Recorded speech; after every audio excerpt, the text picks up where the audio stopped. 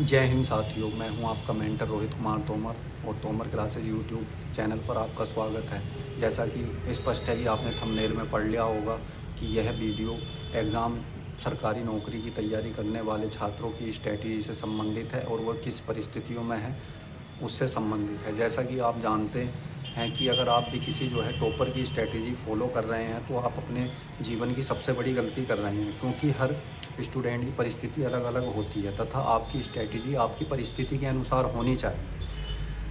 तो हम इस वीडियो में 5 अलग अलग स्टूडेंट की कैटेगरी लेके आए हैं, जिनकी स्ट्रैटेजी हम उन्हीं के हिसाब से तय करेंगे कि किस परिस्थिति में क्या स्ट्रैटेजी होनी चाहिए। नंबर 1, अब हम कैटेगरी बता रहे हैं कि जिसमें हमने वीडियो को बांटा है। नंबर 1, आर्थिक रूप से मजबूत। जो विद्यार्थी आर्थिक रूप से मजबूत हैं उनके लिए समय सबसे बड़ा निवेश है। नंबर 2, घर पर तैयारी। जो घर पर तैयारी कर रहे हैं उनके लिए सबसे बड़ा निवेश क्या है? अनुशासन। कॉलेज के साथ तैयारी। कॉलेज के दिन सरकारी नौकरी की तैयारी करने की नींव बनाने के लिए बहुत महत्वपूर्ण दिन होते हैं। प्राइवेट जॉब के साथ, तो जो प्राइवेट जॉब के साथ कर रहे हैं, आपके द्वारा खुद के कमाए गए पैसे से पढ़ाई करना या सरकारी नौकरी की सोच रखना ही आपका मोटिवेशन है। और जो सरकारी नौकरी के साथ कर रहे हैं, तो जो आपने पहली अपनी सरकारी नौकरी ली है वही आपका सबसे बड़ा मोटिवेशन है। अब हम बात करते हैं कैटेगरी वाइज। तो सबसे पहले आर्थिक रूप से सक्षम। तो आर्थिक रूप से सक्षम में हमने उन स्टूडेंट्स को लिया है जिनके माँ बाप उनकी पढ़ाई को आर्थिक तौर पर वहन कर सकते हैं। वहन करने का मतलब ये है कि आर्थिक तौर से हर महीने उन पर खर्चा कर सकते हैं। तो सबसे पहला पॉइंट क्या है भाई? अगर माँ बाप सपोर्ट कर रहे हैं तो पैसे की टेंशन कम है। पैसे की टेंशन कम है तो आपके पास क्या है? अधिक समय है। तो अधिक समय का आप उस समय का अधिकतम यूज, अपने अधिक समय का भी अधिकतम यूज अपनी पढ़ाई में करिए। नंबर 2, खाना और ये बर्तन मांजने, कपड़े धोने जैसी समस्या जो है, या तो इन्हें आप आउटसोर्स कर लीजिए, मदद के लिए कोई व्यक्ति रख लीजिए। नंबर 3, घर में अगर डिस्ट्रैक्शन है तो अलग रूम ले लीजिए या लाइब्रेरी ज्वाइन कर लीजिए। नंबर 4, अच्छी कोचिंग, ऑनलाइन ऑफलाइन, और अच्छी किताबें। मतलब ये अच्छी कोचिंग जो आपको सही समझ में आए। ऑनलाइन का सही समझ में आ रहा है तो ऑनलाइन कोर्स ले लीजिए आप, उससे बेस्ट कुछ नहीं है। और ऑफलाइन अगर आपको बढ़िया लगता है तो ऑफलाइन में जो अच्छे टीचर आपकी पसंदीदा हैं उनका बेंच ले लीजिए। और अच्छी किताबें यूज करिए जिससे आपको अधिक से अधिक फ़ायदा हो। और नंबर 5 क्या है? सिलेबस। अपना सिलेबस कवर कीजिए, प्रीवियस ईयर क्वेश्चन और मॉक टेस्ट लगाइए, प्रॉपर स्ट्रेटेजी बनाइए और आपको सबसे बढ़िया फ़ायदा होगा रेगुलर करने से। अच्छा, इसका अगर आप आर्थिक रूप से सक्षम हैं तो आपका सबसे बड़ा इन्वेस्टमेंट पैसा नहीं है, बल्कि क्या है? समय है। समय आपकी प्रायोरिटी पे होना चाहिए कि मैं अपना अधिकतम समय पढ़ाई पे लगा सकूं। अब बात करते हैं दूसरे नंबर के स्टूडेंट की। दूसरे नंबर पर आते हैं जो घर पर तैयारी कर रहे हैं। तो भैया घर पर तैयारी जो कर रहे हैं, घर पर रह कर तैयारी करने का सबसे बड़ा फ़ायदा तो ये है कि कमरे के किराए व खाने पीने से लेके, कपड़े धोने से लेके, साफ़ सफाई, इनकी समस्या नहीं होती है। ठीक है जी। और दूसरा सबसे बड़ा चैलेंज क्या है? सबसे बड़ा चैलेंज है टीवी हो गया, रिश्तेदार हो गया, किसी का जन्मदिन है, और मोबाइल है, घर के काम हो गए, माँ बाप ने बता दिया बाज़ार से काम कर लो, बाज़ार सब्ज़ी ले आओ, घर के काम में मदद करना। तो ये सबसे बड़े चैलेंज होते हैं। तो इन सब चीज़ों को आपको कम से कम समय अपना नष्ट करना पड़ेगा, या आपको एक अपनी स्ट्रैटेजी बनानी होगी। अच्छा, जो सब्जेक्ट आपके कमज़ोर हैं, जो आपको लग रहा है कि मेरे सब्जेक्ट ये कमज़ोर हैं, या तो उनकी यूट्यूब से कोचिंग कर लीजिए, या ऑनलाइन या ऑफलाइन बेंच ले लीजिए और अच्छी पुस्तक पढ़िए, अच्छे राइटर की, अच्छी प्रकाशन की आप सर्च कर लीजिए जिस एग्ज़ाम की तैयारी कर रहे हैं कि इसकी बेस्ट बुक कौन सी है, वो बेस्ट बुक आप फॉलो कीजिए। घर का माहौल अगर पढ़ाई के लिए सही नहीं है, तो आप पास में कोई लाइब्रेरी ज्वाइन कर लीजिए, या कोई ऐसा स्थान चुन लीजिए। अगर लाइब्रेरी उपलब्ध नहीं है, जो गाँव में दूर दराज के बच्चे हैं, तो कोई जैसे बाहर बैठक होती है, बैठक में अपनी पढ़ाई करें। ठीक है।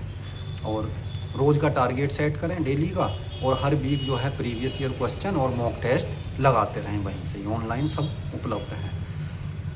घर पर रहकर तैयारी करना क्या है? एक अवसर है, लेकिन यह तभी संभव है जब आप अनुशासन बनाए रखें।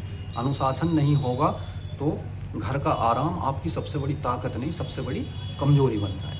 ठीक है जी। अब जो कॉलेज के साथ तैयारी कर रहे हैं भैया, जो कॉलेज के साथ तैयारी कर रहे हैं, तो कॉलेज का समय अपने कंपटीशन के लिए नींव बनाने का सबसे बेहतरीन समय होता है। तो सबसे पहला काम क्या करें? अपना लक्ष्य तय करें तथा किताबों और ऑनलाइन ऑफलाइन कोचिंग जो भी आप करना चाहते हैं उसकी मदद से परीक्षा का पैटर्न और सिलेबस अच्छी तरह से समझ लें।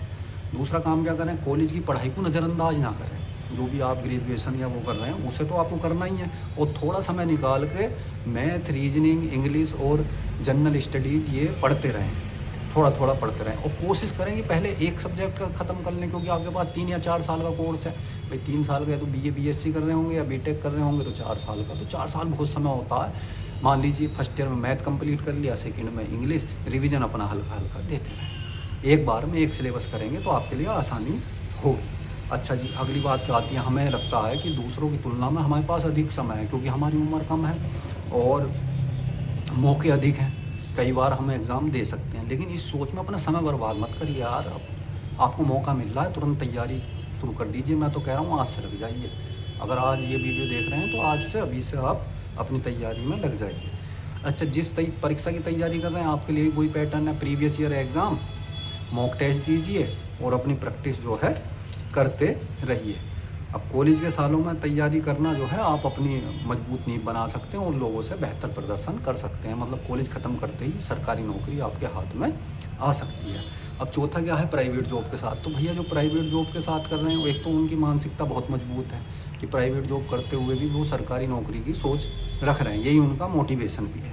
अब सबसे पहले तो क्या कोशिश करें कि 4 या 6 घंटे की जॉब हो, अगर वो नहीं मिल रही तो वो 8 घंटे पर जाएँ, ठीक है जी। अब दूसरी क्या है, एक समय में केवल एक ही परीक्षा को टारगेट करें। कोई भी एक चुन लें कि पुलिस में जाना है, बैंक में जाना है, कहाँ जाना है, रेलवे में जाना है, उसमें से सिर्फ एक ही परीक्षा को आप टारगेट करें। एक ही परीक्षा को करेंगे तो आपके लिए जो है सुविधा होगी। अच्छा खाना, साफ़ सफाई, बर्तन धुलना, कपड़े धुलना, इन सब चीज़ों में मदद ले लें बाहरी कुछ दिन तक, जब तक आपका पेपर नहीं हो पा रहा। जब रिटर्न परीक्षा हो जाए, मान लो फिजिकल बचा है, पुलिस में जाना चाहते हैं तो तब आप खुद कर सकते हैं, है ना।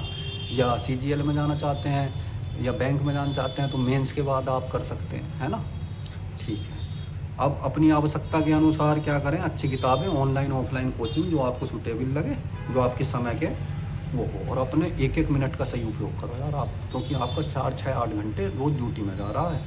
और सबसे पहले सिलेबस पूरा कीजिए, उसके बाद previous year question, mock test हल करिए और प्रॉब्लम सॉल्विंग स्पीड अपनी बढ़ाइए।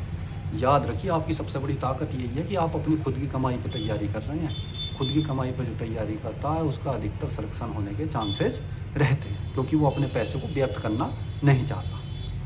ठीक है जी। अब जो सरकारी नौकरी करते हुए तैयारी कर रहे हैं, तो भैया जो सरकारी नौकरी करते हुए तैयारी कर रहे हैं, पहले आपने नौकरी ली है सरकारी, वही आपका सबसे बड़ा मोटिवेशन है। तो ऐसे विद्यार्थियों का लक्ष्य या तो क्या रहता है, विभागीय परीक्षा में मतलब उच्च पद ले लें, डिपार्टमेंटल एग्ज़ाम जो होता है विभागीय परीक्षा, ठीक है। और या फिर क्या रहता है कि भैया किसी और डिपार्टमेंट में जाना है तो हम बाहर से एग्ज़ाम भर के और अपना जो है डिपार्टमेंट चेंज करके दूसरा पद लें, अधिक ग्रेड की नौकरी प्राप्त करना चाहते हैं। तो भाई आप पहली सरकारी नौकरी ले चुके हैं, तो इसका मतलब ये है कि आपकी प्लानिंग, स्ट्रेटजी और एग्ज़ाम टेम्परामेंट मतलब बहुत लोगों से बेहतर है और आपको अनुभव है। इस अनुभव का आपको क्या करना है, लाभ उठाना है। जिस परीक्षा को लक्ष्य बनाया है उसके लिए पूरी लगन से ड्यूटी के बाद मिलने वाले समय को सदुपयोग करें। अब सदुपयोग कैसे करें, तो भाई परीक्षा तक जैसे संभव है, मान लो पुलिस में वैसी ड्यूटी ज़्यादा है, रेलवे में ड्यूटी ज़्यादा है, तो आप क्या करें कि कपड़े धोना और ये खाना वगैरह और जो इधर उधर टाइम वेस्ट होता है, इसे अपना कम से कम करें और किसी की मदद ले लें या बाहर खा लें कुछ दिन होटल पर परीक्षा होने तक, ठीक है। और अपने लक्ष्य से संबंधित previous year question, exam pattern, mock test नियमित रूप से अपना देते रहें। यही आपकी सफलता की संभावना को बढ़ाएगा। याद रखिए, आपने जो है एक बार सफलता प्राप्त की है, उसी अनुभव को अपनी अगली सफलता की सीढ़ी बनाएं, ठीक है। और अंत में मैं यही कहना चाहूँगा कि आप किसी भी परिस्थिति में हो, आपकी निरंतरता ही आपकी सफलता की कुंजी है।